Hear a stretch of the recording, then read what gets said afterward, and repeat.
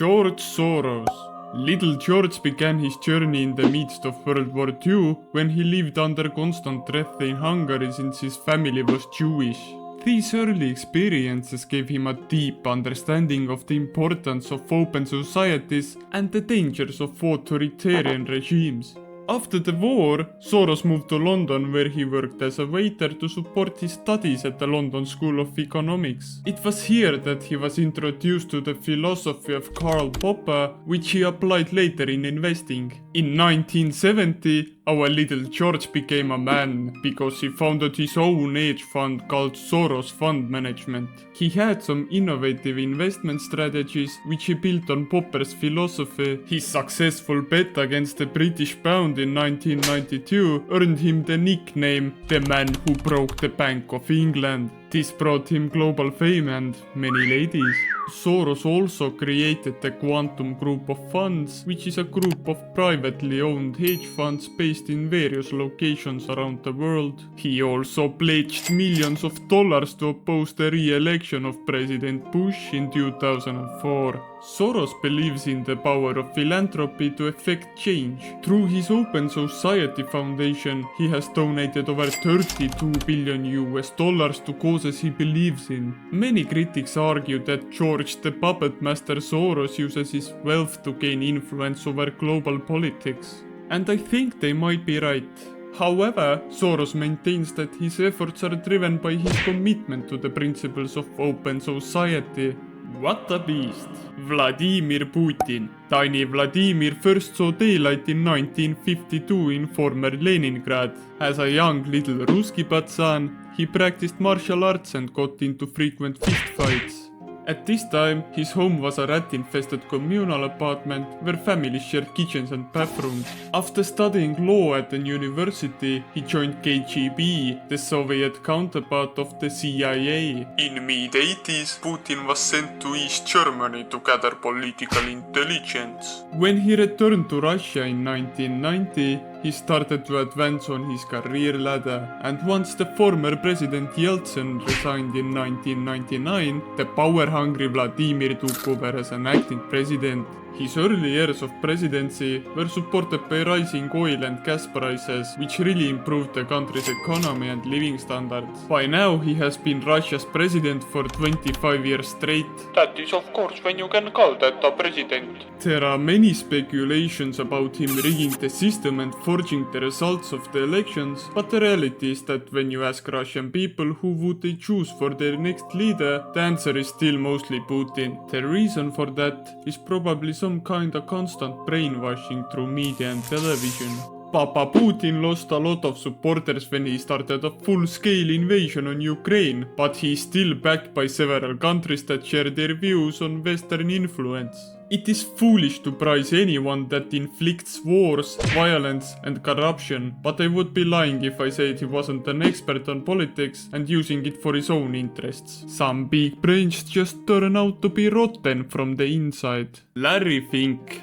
Larry's mother was an English professor and his father was a shoe store owner, which showed him that hard work means nothing without a big brain. That's why he went to college where he earned bachelor's degree in political science and master's in real estate. His brain got so big that Larry started his career at First Boston where he managed the firm's bond department. He left the company after a huge setback in 1986 when his department lost $100 million to an incorrect prediction about interest rates. However, after 2 years of getting his shit together, Larry the Beast Fink along with legendary Steve Schwarzman founded BlackRock under the corporate umbrella of the Blackstone Group. BlackRock was created with a mission to provide clients with asset management services from a risk management perspective. It had never been done before, but one house can't contain two alphas. That's the reason why BlackRock split from Blackstone in 1994. The split up resulted with Steve selling his ownership and Larry retaining his position. Queens. Under Larry's leadership,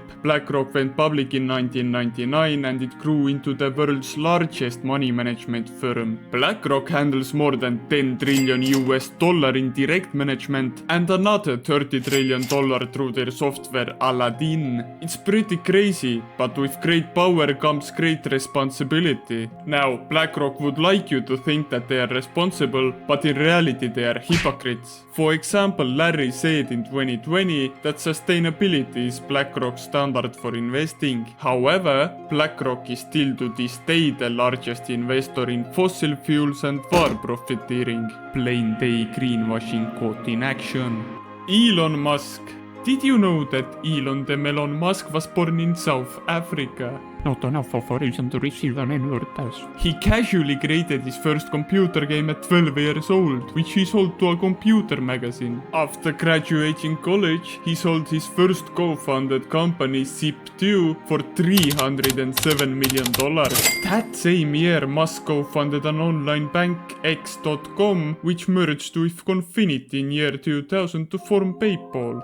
From then on, he has been the founder and CEO of many companies like SpaceX, Tesla, Neuralink, OpenAI, and The Boring Company. As of March 2024, his net worth is estimated to be a staggering $200 billion.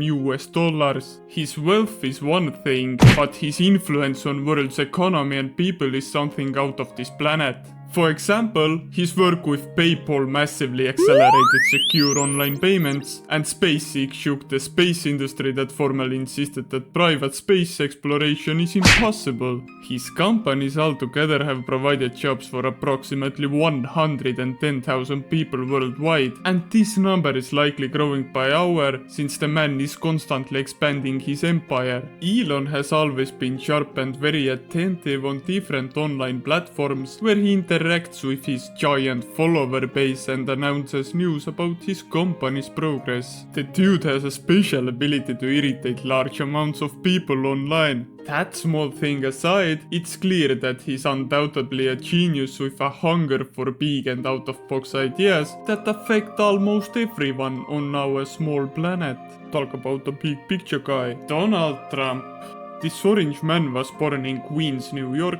His father had a real estate developing company, so little Donald was plenty rich even as a baby. He went to private school and later studied finance and commerce in Pennsylvania. After college, the mid-sized Donald went to work in his father's company and soon became the company's president. He made a name for himself in Manhattan by having built Grand Hyatt New York Hotel and Trump Tower. He also played a role in 14 seasons of The Apprentice. With his outgoing presence and a promise to bring business approach to government, it wasn't too hard for Big Donald to charm a lot of simple-minded people into voting him to become the next president of the United States. Soon he became the 45th president of the country and also the first person ever selected to presidency without prior government and military experience. So people were excited for some change, and look what it got them. A truckload of scandals and investigations. After giving world's media the biggest boner for 4 years, he lost the elections to Joe Biden and had his followers attack US Capitol. For that,